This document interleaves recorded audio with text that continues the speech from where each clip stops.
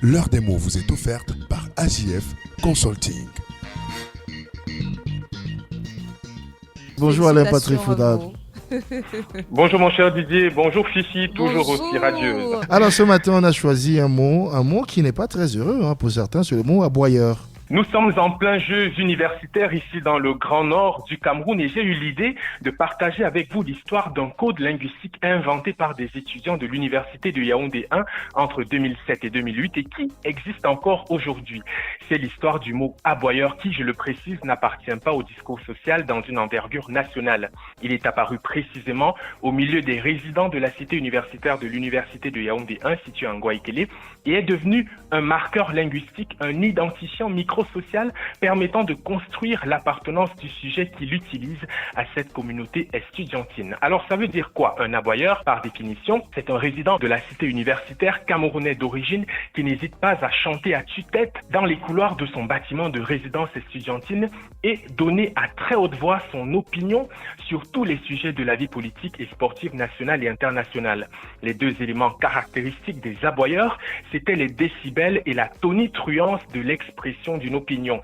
En des mots plus simples, les aboyeurs parlent très fort, pas parce qu'ils souhaitent forcément attirer l'attention, mais parce qu'ils sont sûrs d'eux-mêmes et tiennent à rappeler que la force du verbe, c'est l'idée d'eux-mêmes à laquelle ils adhèrent. Parmi les aboyeurs de cette époque, trois sont devenus des figures médiatiques d'envergure régionale ou nationale. Njoya Moussa, politologue bien connu des plateaux de télévision au Cameroun, Anissé Siester et Siane de CRTV Sud et moi-même sommes des fruits de cette époque fortement marquée par la floraison des mots qui veulent dire des choses plus ou moins cachées. Dans le champ lexical typique des aboyeurs, deux verbes étaient tout particulièrement utilisés, soumanguiser et insister.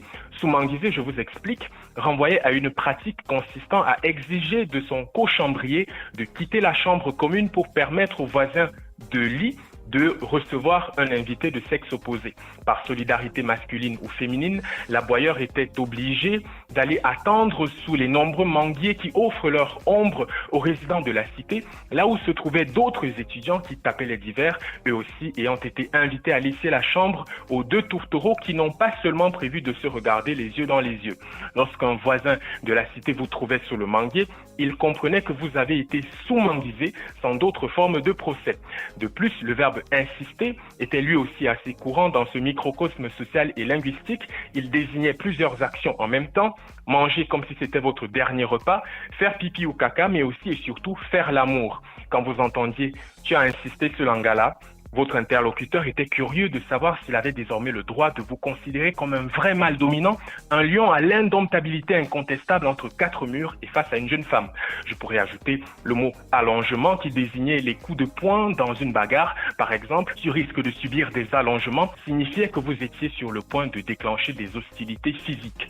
L'idée à travers ce petit voyage linguistique, c'est de montrer comment des groupuscules d'amis sont capables de façonner leur monde dans le monde à travers des particularismes sémantiques qui les identifient des autres communautés.